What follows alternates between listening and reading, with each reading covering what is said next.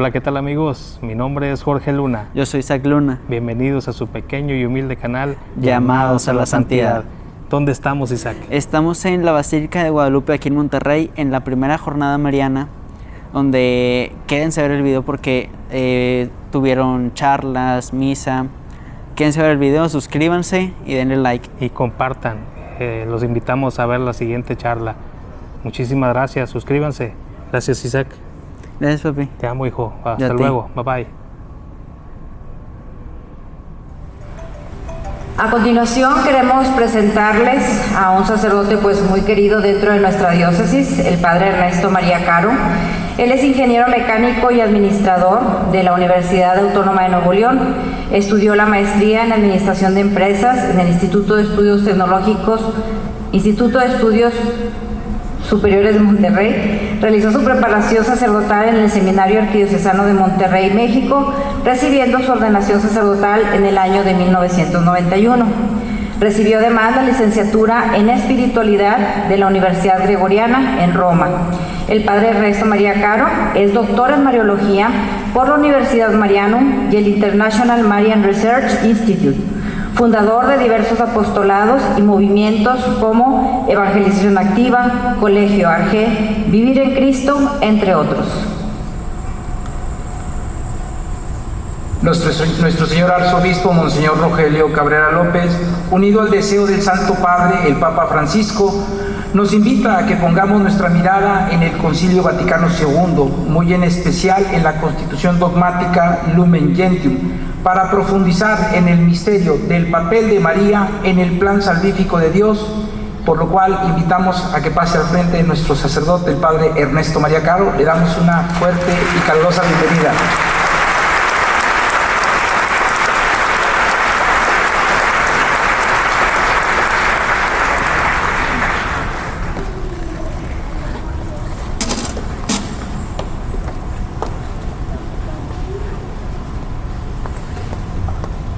Voy a poner mi cronómetro, porque una de las cosas que me resulta casi imposible es ser breve.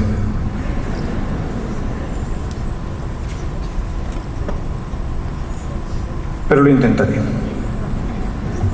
Bien, pues agradezco muchísimo la oportunidad que me brindan los organizadores y el señor arzobispo, que me pidió que hablara un poco sobre el tema de María en el concilio.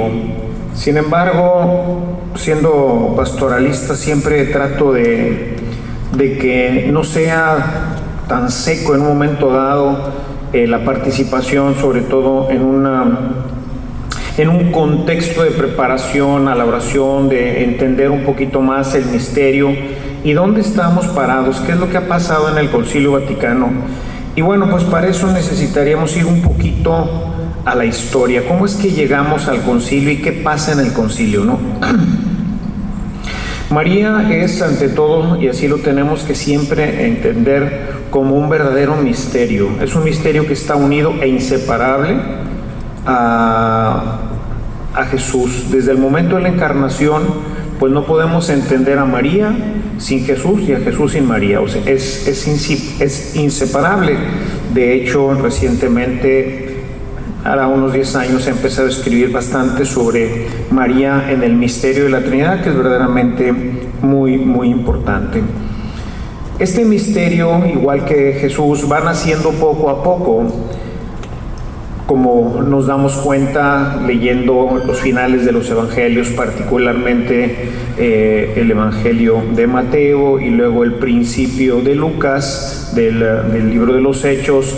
Pues al final de la vida de Jesús aquí entre nosotros, cuando Él es ya glorificado, pues quedan dudas aún en los seguidores cercanos, ¿verdad?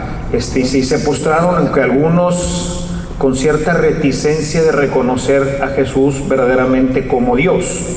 Entonces, es un misterio que se va develando con el paso del tiempo y podemos decir que hay una cortina en en el acontecimiento de la resurrección de Jesús, que va a empezar a polarizar y va a empezar a dar, a través de la acción del Espíritu Santo, a ir llevando a la iglesia por el camino que verdaderamente tiene que seguir para conocer quién es realmente Jesús. Pablo también tiene pues cierta reticencia al principio sobre algunas cosas, especialmente si él resucita por sí mismo, si es llevado al cielo igual que la Virgen María, en fin, hay una serie de cosas que podemos ver en sus primeras cartas que poco a poco se van dilucidando. Y por ejemplo, cuando ya leemos el Evangelio de Juan, podemos encontrar, si no una mariología, una presencia ya muy clara. Estamos al final del primer siglo y podemos ver que ya dejaron aquellos años 50 en donde pues María prácticamente en los escritos de San Pablo, que son los primeros, la primera expresión o la primera aparición quizás de la Virgen María, pues la tendríamos en la carta a los Gálatas, pero muy en la línea de hacer referencia al misterio de Cristo. El primer siglo y el segundo siglo prácticamente estuvo polarizado totalmente por conocer, reconocer, descubrir quién era verdaderamente el Señor Jesús, verdadero Dios y verdadero hombre.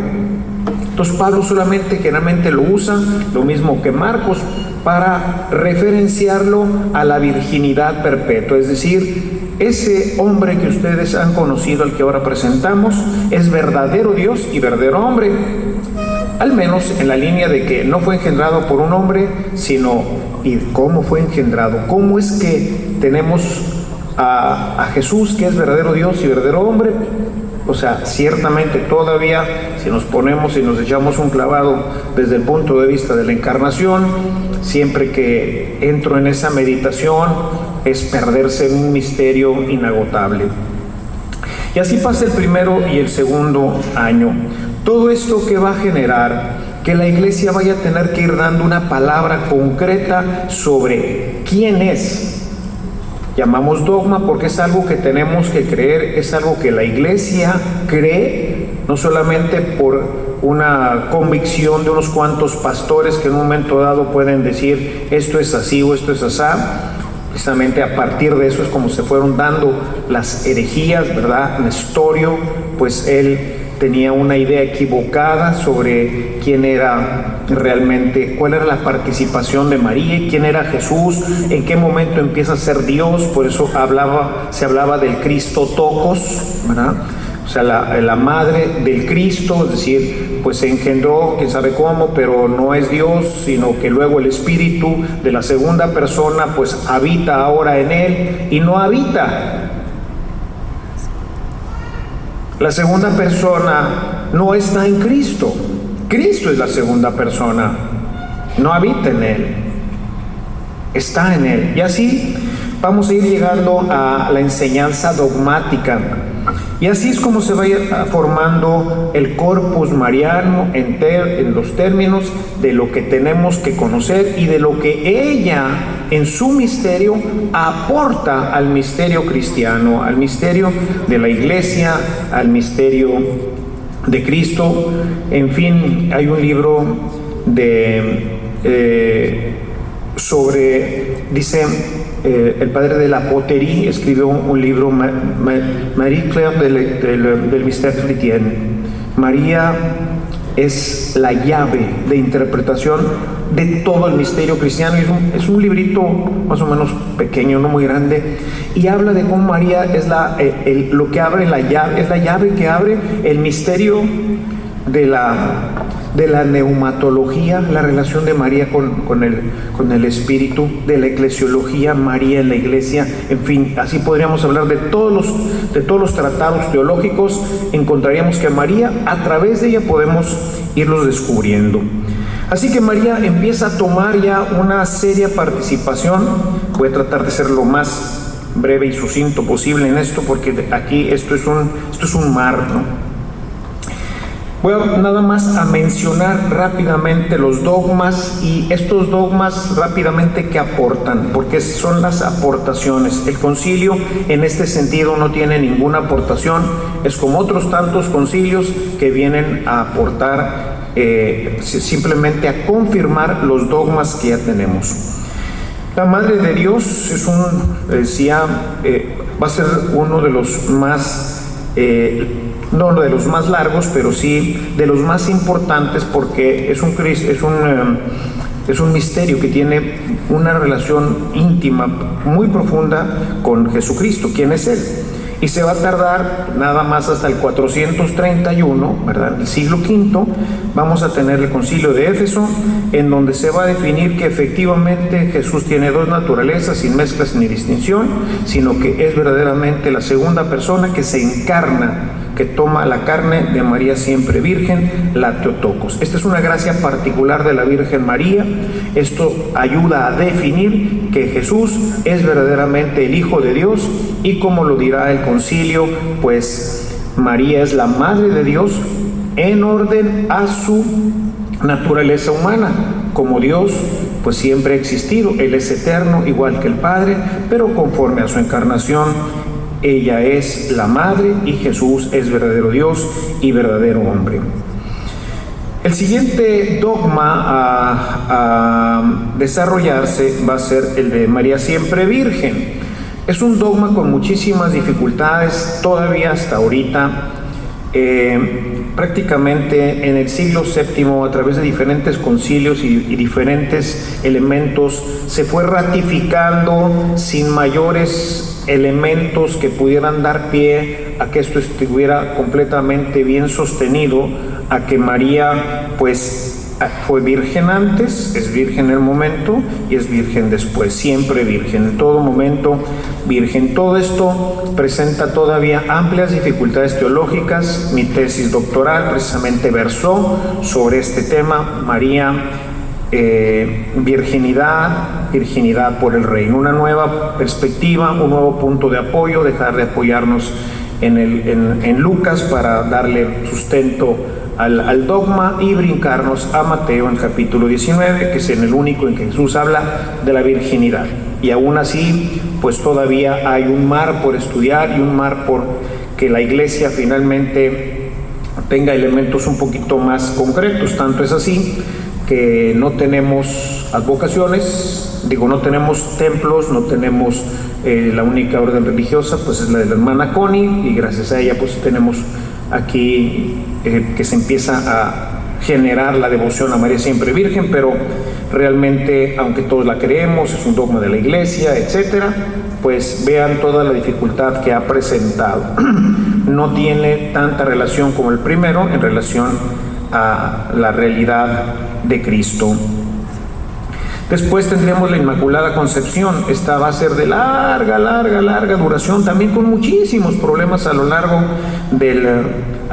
de los siglos, porque pues nos habla de la mujer sin pecado y se le opone el tema de la Biblia. Pablo dice que todos pecaron, dice en la carta a los Romanos, todos pecaron, y entonces todos estamos sujetos a la redención. Y luego en la época de Agustín le preguntan y dice, bueno, sí, todos, menos la Virgen.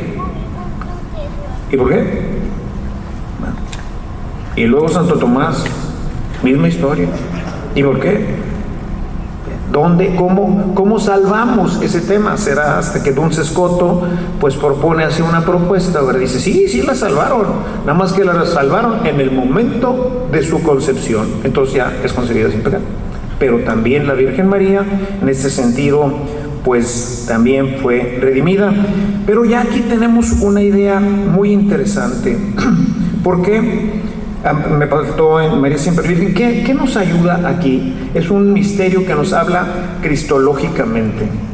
María es el modelo, es el tipo, lo va a tratar el Concilio Vaticano y lo va a extender grandemente como María tipo de la Iglesia. Por eso María tiene que ser siempre virgen, porque la Iglesia solamente concibe del Espíritu Santo. Esa es la razón. Entonces la Virgen es el tipo de la Iglesia, y desde ahí se abarcan todas las áreas. Por eso el modelo de santidad, por eso el modelo de servicio, como decía ahorita el señor arzobispo, etcétera. ¿Por qué? Porque es el tipo, es exactamente lo que debe de ser, y con ella nos muestra esta realidad. La Inmaculada Concepción va a tener una larga, muy larga un desarrollo hasta 1854, cuando Pío IX pues lanza ya el dogma definitivo, que hay que creerlo, y da una sustentación bastante amplia sobre esto. Y así tenemos el tercer dogma: María, la Inmaculada Concepción, fue concebida desde el primer momento de su concepción. María no tiene pecado para ser no solamente el tipo de la iglesia que decíamos ahorita en María siempre virgen, sino para ser la nueva Eva. La nueva Eva, que ya San Irineo ya hablaba del nuevo Adán y la nueva Eva, ¿verdad? De ahí va a arrancar una primera ya mariología. A partir del siglo II, III, va a empezar a desarrollarse todo esto, que nos muestra el proyecto de Dios para el hombre. Así debíamos de haber sido, así fuimos en el origen, pero después fallamos. Y finalmente, el último dogma es el de la Asunción de la Virgen María, que fue promulgado por Pío XII en el año 1950, apenas 3 añitos antes de que yo naciera, y nos muestra el destino final del hombre. O sea, con este dogma el Señor nos muestra que verdaderamente nuestro destino es el que nos dijo Jesús. Estaremos con Él, dice Jesús en el Evangelio de San Juan: voy a prepararles una casa y regresaré por ustedes, para que donde yo esté, ahí esté mi servidor. Y no estaremos en espíritu, porque el ser humano no es un espíritu puro, sino somos lo que somos. Y esto que somos, seguiremos siendo en el cielo, nada más que tendremos un cuerpo glorificado. Todo esto a lo largo de los siglos fue dando pues un movimiento, que habría muchísimos elementos que poner ahí, del movimiento mariano. En este movimiento mariano, y lo que va pasando durante todos estos siglos, es que va a ocurrir algo muy interesante a partir del siglo III o IV, cuando los monjes, cuando empiezan a hacer el monaquismo en la iglesia, los monjes pues empiezan a ir a los conventos, y entonces pues el evangelio se va metiendo a los conventos, la Biblia se va metiendo a los conventos, y hacia afuera nos va a ir quedando solamente la devoción. Con la devoción se va a sostener grandemente a la iglesia. Si no fuera por María, hoy no habría iglesia, estoy casi seguro. Tanto en Corea, en Japón, por lo menos en Corea y en Japón, pues la iglesia en Vietnam subsistió gracias al rosario, gracias a la devoción que los monjes pusieron en esos lugares, que fue tan fuerte, y anclaron la fe católica en esos lugares, que aunque después vino la persecución y vivían todos escondidos, cuando se pudo volver nuevamente, se encontraron con una gran devoción a la Virgen María, y como el misterio de María y de Jesús siempre están unidos, había cristianismo muy incipiente, basado básicamente en el rezo del Santo Rosario y en algunas otras oraciones como el Padre Nuestro y otras, pero tiene una incidencia sumamente importante, y esto va a ocurrir a lo largo de muchos siglos, y casi podríamos decir que va a ser una de las grandes aportaciones del concilio, volver a integrar los dos misterios. Y no digo los dos misterios, sino los tres misterios: el misterio de Cristo, el misterio de María, y lo envuelve el misterio de la iglesia. Hablaremos en un momentito brevemente también sobre este tema. En este tiempo, ¿qué es lo que pasa? La Virgen María y Jesús empiezan a tomar sus misterios, empiezan a desarrollarse pues de una manera separada. La teología empieza a trabajar fuertemente: quién es María, y María como esposa, María como madre, María como hijo, María la reina del cielo. Y fuimos dejando de repente a la María de Nazaret, a la María de la Biblia, tema que retoma el concilio. Esa mujer humilde, pues ya, ¿dónde quedaba, verdad? Esa mujer imitable, ¿dónde quedaba? Si ahora teníamos a la reina del cielo coronada con ropajes de la época medieval. Pues sí, María es la reina, es la madre del rey. Pero es un reinado que no tiene que ver con este mundo, aunque le pertenece, pero claramente nos dice Pablo en su carta a los Romanos: el reino no es comida ni bebida, sino es justicia, es paz y es gozo en el Espíritu. Ratzinger, Benedicto XVI, escribe un libro preciosísimo que habla sobre esto. Mis ejercicios espirituales de este año versaban sobre el tema del reino, para entender que ella es la reina de ese reino. Y si leemos a Montfort, habla de ese reino. La consagración montfortiana habla de ese reino.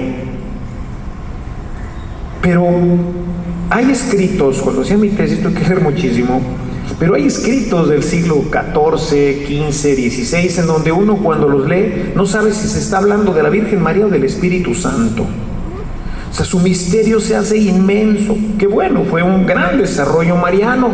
Todo esto fue creando contrapartes, oposiciones dentro de la misma iglesia. Recuerden que durante todo este tiempo, pues, aunque la iglesia diocesana, pues sí, funcionaba, pero realmente los pleitos teológicos y todo este tema realmente estaban entre las órdenes religiosas, y entonces unos apoyaban una cosa, otros apoyaban otra. Eran teólogos tratando de encontrar la verdad, el misterio, desarrollarlo, que va a ser lo que hicieron estos más de 2000 obispos en el Concilio Vaticano, que pues duró 4 años, ¿verdad?, para tratar de poner en orden muchas cosas de la iglesia, como ahorita nos decía el padre. ¿Qué aporta el concilio viendo todo esto que ya viene permítanme usar esta expresión, esta maraña, ¿no? 2 misterios que crecen inmensamente? ¿Dónde está la participación de cada uno en un mundo que ya se presentaba? De hecho, realmente Juan XXIII, que es el que cita el Concilio Vaticano II, Juan XXIII fue escogido como un papa de transición. En la dinámica que se sigue para la elección del papa se pone más o menos un perfil de cómo ha de ser. Los obispos y cardenales estaban conscientes de que a finales de 1950, con las 2 grandes guerras mundiales, ya Corea y Vietnam en el camino, pues se presentaba dentro de los avances teológicos y de todas las ciencias, ¿verdad?, especialmente las ciencias exactas, se presentaba ya una visión de un mundo diferente, que no sabían exactamente para dónde iba a ir. Entonces pensaron en un papa pues ya grande, muy santo, y que pudiera cruzar los años 60, que no los cruzó mucho, y pues le diera la oportunidad a un nuevo papa ya con una visión más amplia. Vendrá Pablo VI, que será finalmente quien termine el concilio, y darle una visión diferente. Pero este padre, este obispo, este cardenal, más viejito, nada más que tenía un fuego en el corazón impresionante. Así que dijo: a ver, chicos, pónganse las pilas, abran puertas y ventanas, dice la bula para llamar al concilio. Dice: abramos las puertas y ventanas de la iglesia para que vuelva a circular el aire fresco del Espíritu Santo por ella. Así que el viejito se lanzó con la puntada de citar al concilio, un concilio vaticano ecuménico además. No solamente iban a participar los católicos, sino que se invitó a otras confesiones de fe. Un concilio ecuménico que va a cambiar completamente la dinámica, no solamente de lo que sería la mariología y lo que se venía viendo ya en esto, sino va a venir a cambiar los destinos de toda nuestra iglesia. Mientras que en la María prevaticana podríamos hablar de la separación del misterio y de Cristo, o sea, de estos 2 misterios que van caminando por separado dentro de la iglesia, una iglesia que por esta separación o es muy teológica o es muy practicante, tiene demasiadas devociones. La gente venía a misa, pues todavía mi mamá, que ella nació en el 23, imagínense. A mí todavía me tocó celebrar la misa en latín. Entonces la gente que no sabía latín, pues venía a oír misa. Mi mamá decía: es que no he oído misa, mijito. Y siempre me preguntaba cuando llegaba el domingo a comer: ¿ya dijiste misa? El padre decía misa y pues la gente oía la misa. Por un lado. Y por otro lado, los grandes crecimientos teológicos en los institutos religiosos y en toda esta situación de debate teológico. Había una separación. Se había polarizado el tema de la María de Nazaret, como ahorita lo decía, y había una exageración en el culto y en la fe de la realidad mariana. Esto viene pues a ponerse en orden en el Concilio Vaticano II. ¿Qué es lo que aporta el Concilio Vaticano? Hay demasiados aportes, ¿no? Va a trazar el concilio un camino para María. Había dentro del concilio estos dos elementos que luchan, y todavía hasta la fecha luchan, ¿verdad? Seguramente escucharon, hace mucho se ha ido apagando, pero estaba tratar de proponer un quinto dogma que no prosperó, ¿verdad? Un dogma que venía de Estados Unidos, del doctor de la Universidad de Steubenville, y pues finalmente esperaban que Juan Pablo, por su gran amor, San Juan Pablo, su gran amor a la Santísima Virgen María, en el año 2000 diera la sorpresa y diera como regalo para la humanidad el quinto dogma: María, intercesora y medianera de todas las gracias. Y le contestaron, bueno, cuando se somete todo esto, él sometió todo esto a un grupo de teólogos marianos, y ahí estaba René Laurentín, Stefano de Fiores y otros tantos, y le contestaron al Papa sobre esto. Una de las partes más importantes decía, pues sí, María ciertamente es medianera, pero dice de muchas gracias, pero no de todas, no puede ser de todas, porque la gracia es un don, o sea, la gracia habitual en nosotros es un don directo del Espíritu al alma humana, no pasa por nadie. Entonces dice, no de todas. La gracia santificante no puede ser mediada por nadie, ¿verdad? Entonces dice, de todas no.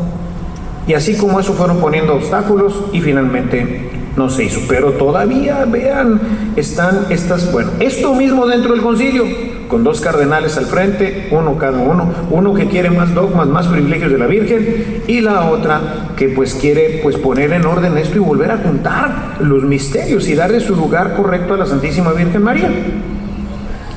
Y entonces el Papa cuenta esta anécdota del Papa Pablo VI, que dice, muy bien, señores, en un automóvil hay un freno y hay un acelerador, pero alguien lo conduce y yo lo manejo. Así que vamos a integrar, porque la primera propuesta era que se creara una constitución dogmática sobre María, y finalmente se desechó ese proyecto y se integró dentro de la Lumen Gentium, como ahorita ya comentaban, dentro de la Lumen Gentium, que es la constitución dogmática que habla sobre la Iglesia. Le volvieron a dar su papel dentro de la Iglesia. ¿Por qué? Porque ahí es en donde corresponde la Virgen María. María modelo, María que hace iglesia, María que nos revela el papel de la iglesia, decíamos al principio, ¿no? Por eso quise hacer un resumen de dónde viene todo esto. Y entonces esto es lo que va a poner los elementos fundamentales que va a tratar el concilio, es primeramente darle equilibrio a todo esto. No exageraciones, ¿sí? No exageraciones. Sí, la Virgen María es la Madre de Dios, es muy santa, es la Reina del Cielo, pero, pues no es más que Jesús, ¿verdad? O sea, cuando dice, no, tú hagas lo que hagas, tú nomás conságrate a la Virgen María y ella te va a llevar al cielo. Ay, Carlitos. Hay por ahí chistes, cantidad de esto, ¿verdad? Hay uno por ahí que dice que estaba un día paseando Jesús en el cielo y de repente vio a uno de estos grandes pecadores del mundo y le dice, oye, ahí en el chiste mencionaban, podríamos poner una lista, ¿verdad? ¿Y quién es? ¿Cómo es que llegó este hombre aquí? Si estaba en la lista que no iba a pasar.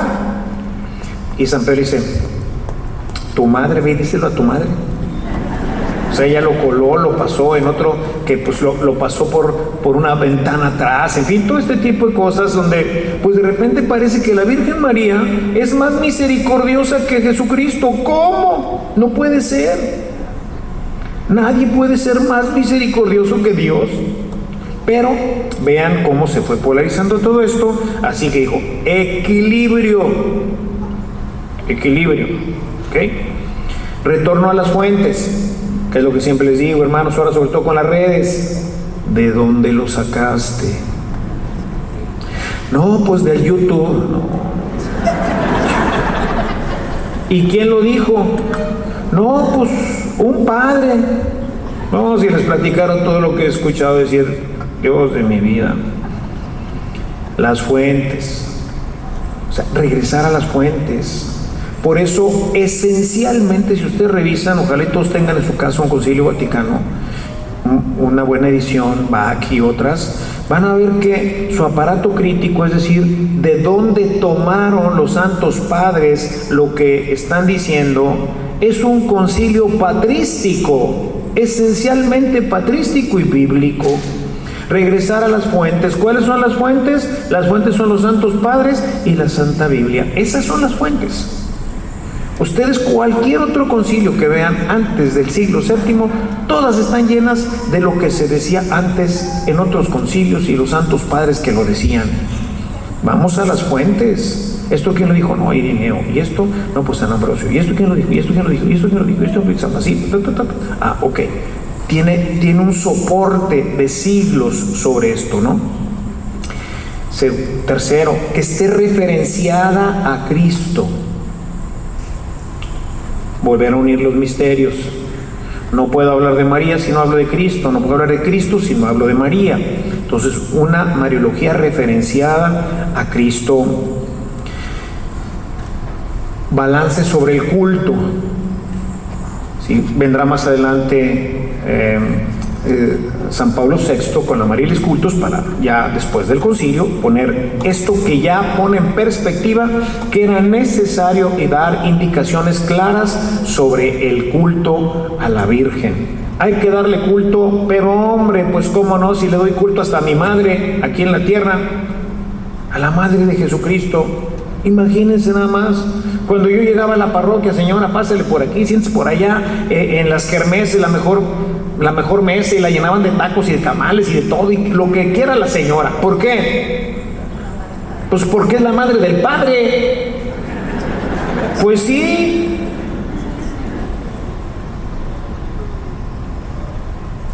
Y el Padre que después no es nada. Ahora imagínense la madre de Jesucristo. Pues ¿en dónde te pongo, verdad, amor de mi vida? Balance, indicaciones sobre el culto y un elemento muy importante que fue también tema de mucha discusión, de hecho fue el tema más difícil de sacar adelante dentro del concilio, la perspectiva ecuménica. O sea, ¿dónde entra María en la unidad de los cristianos? ¿Dónde entra María en la unidad de los cristianos? Entonces, son los elementos que tenían que abordar. Se toparon con varios problemitas. Primero, pues, hablar de María, Madre de la Iglesia. Carlitos. Todo un problemón para dilucidar. Fue uno de los problemas importantes con los que se encontraron. El tema, como ya lo mencionaba ahorita, de la mediación. ¿En qué media la Virgen? Sí, tenemos el capítulo 2 de Juan, hagan lo que les diga. ¿Sí? Ahí ella interviene, se realiza el primer milagro de Jesús. ¿Qué significa eso? ¿Qué significa la mediación de la Virgen María? Todo lo que yo le pida a la Virgen María, aunque Dios no quiera, ¿me lo va a dar? No. No, pídele a la Virgen. Si no te lo ha dado el Señor, pídele a la Virgen, te lo va a dar. Pues no es así tan simple, ¿verdad? Yo al menos en mi perspectiva creo, no sé si así, pero digo lo que pienso y como diría Pablo, creo que también tengo la verdad. Pero no soy Pablo, soy nomás el Padre Ernesto.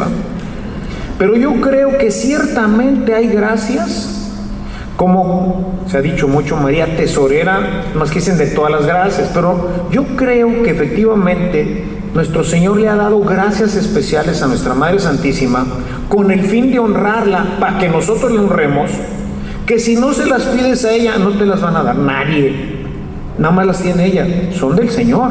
Él le dijo, tenlas, estas son tuyas, lo que tú quieras hacer con ellas, a quien tú se las quieras dar, ni siquiera me hables de ellas, tú dalas como tú quieras.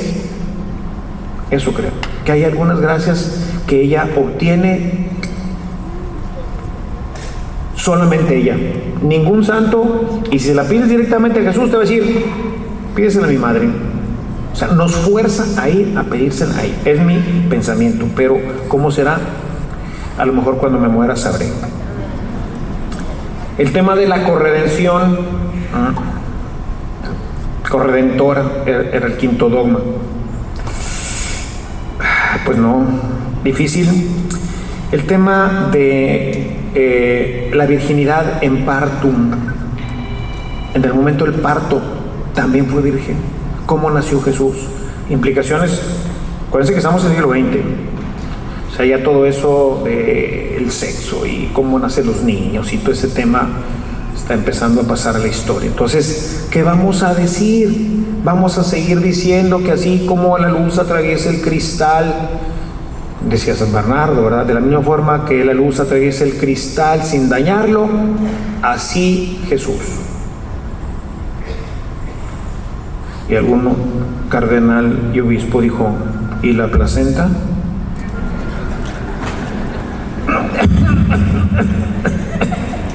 Bueno, sigue ahí todavía este tema.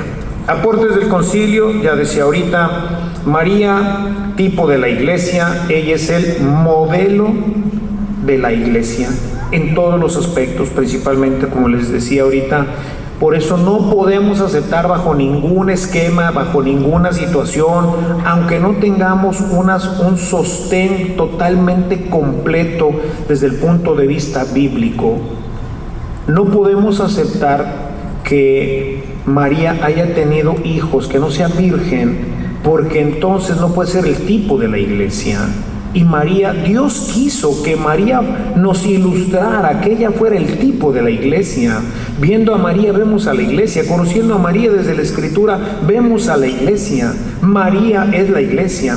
Por eso ya a partir del siglo III, ese capítulo 12 que originalmente el escritor del Apocalipsis, ¿verdad?, que llamamos hoy San Juan, se refiere a la iglesia, esa mujer coronada de estrellas, esa mujer encinta que va a dar luz y que está pues llorando en el momento de dar a luz, no es la Virgen. En el pensamiento del escritor no es la Virgen, ¿sí?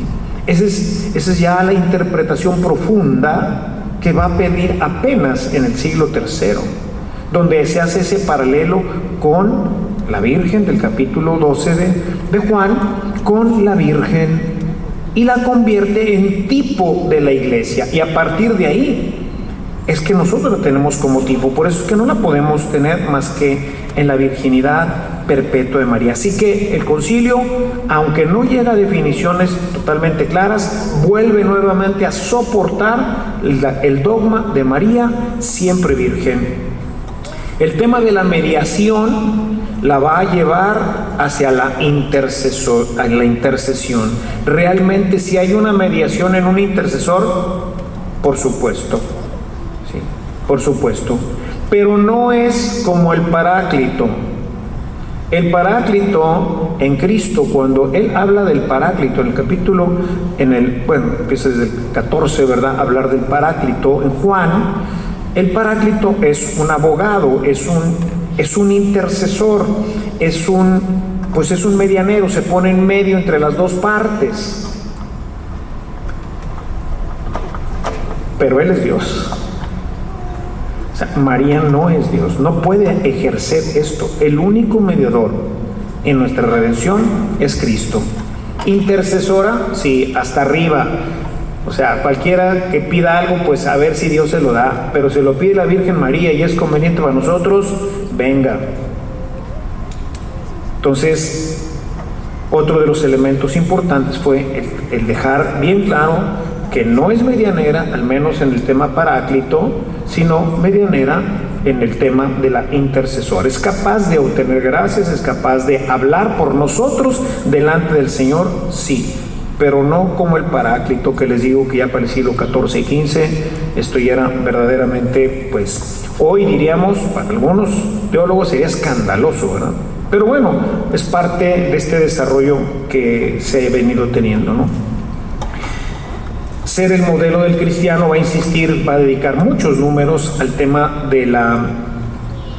de que sea nuestro modelo, y finalmente pues el tema del culto, un culto apropiado, dice el Concilio Vaticano, no exagerar, no menospreciar, que después San Pablo VI va a poner claramente en la Marialis Cultus, en donde queda perfectamente definido cómo deben celebrarse las fiestas, que sí, que no, como sí, como no, etcétera. Lean también, es un documento que todos creo deberíamos de tener, sobre todo los que estamos aquí, que creo que más o menos seremos marianos, debemos de leer ese texto, ¿no? Respetar el pasado, ¿sí?, pero ir hacia adelante en esta nueva perspectiva de quién es nuestra Madre Santísima. Y nos lanza, y con esto voy terminando, hacia los nuevos horizontes. Hablábamos del tema de un concilio ecuménico.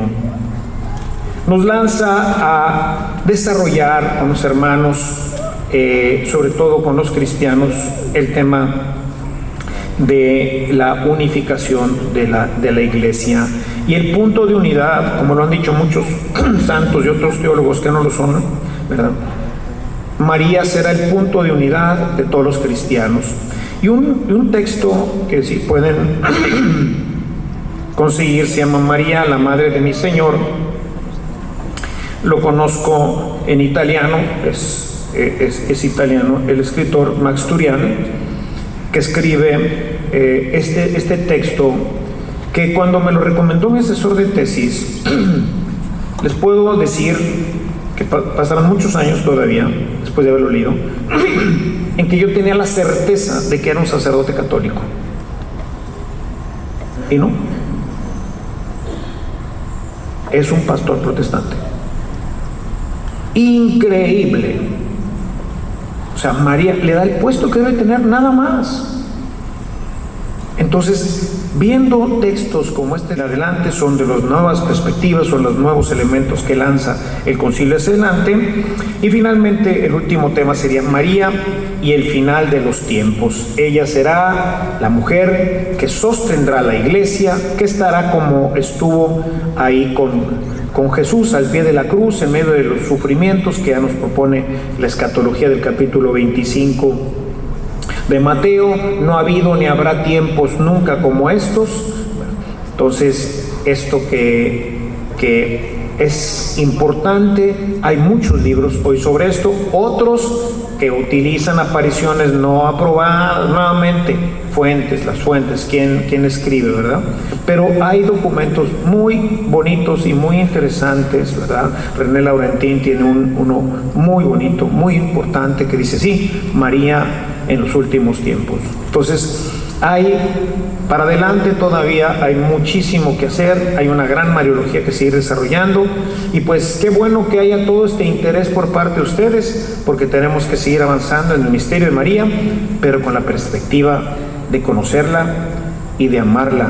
Y sobre todo termino con las palabras de Santa Teresita de Jesús: María no está tan interesada en que la honren, sino en que la imiten. Imitemos a María y seremos grandes discípulos del Señor Jesucristo. Gracias a todos.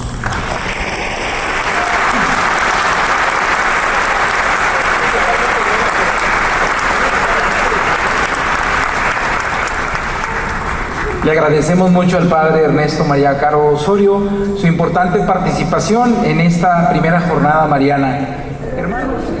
Hola, ¿qué tal, hermanos? Estamos muy contentos de haber llevado a cabo el día de hoy esta primera jornada mariana aquí en la Arquidiócesis de Monterrey. Estamos en la Basílica de Guadalupe, su servidor, el diácono Luis Furukawa. Quiero decirles que el evento ha sido todo un éxito, hubo muy buena respuesta de toda la feligresía, de todos mis hermanos de aquí de la ciudad de Monterrey, incluso personas que nos visitaron de otras ciudades. Se les agradece muchísimo a todos los que hicieron posible este evento, y de antemano, pues a nombre de nuestro señor arzobispo, gracias por participar también y hacer todos un esfuerzo. Estamos firmemente convencidos que esta invitación nos la ha hecho María Santísima, nuestra Santísima Madre, nos ha traído hasta aquí, nos ha convocado, nosotros hemos respondido a ese llamado y no nos ha quedado duda alguna de su presencia entre nosotros. Dentro de este marco que es la celebración de los 500 años de las apariciones de nuestra Santísima Madre, la Virgen de Guadalupe, Emperatriz de América y Reina de México, estamos sumamente gozosos, sumamente alegres, porque el mundo tiene puesta su mirada en todo México, en María Santísima, porque ella más que nadie es la que está esforzándose por llevarnos a su Hijo Jesucristo, mostrándonos su amor, mostrándonos su unidad, su comunión. De antemano quiero agradecerles a todos mis hermanos, y no dejen de ver, por favor, todas estas publicaciones que vamos a estar transmitiendo a través de los diferentes canales de la arquidiócesis, el canal arquidiocesano, y todos estos hermanos que están transmitiendo por iniciativa propia este tipo de mensajes, para promover entre nosotros el acercarnos a María, el acercarnos a nuestra iglesia, y que podamos compartir, como dijo nuestro arzobispo el día de hoy, Monseñor Rogelio, todos somos hermanos y todos tenemos un lugar aquí en la casita de nuestra Santísima Madre, la Virgen de Guadalupe. Gracias a todos, y a nombre de María los amamos y estamos siempre unidos en Cristo. Bendiciones a todos. Gracias.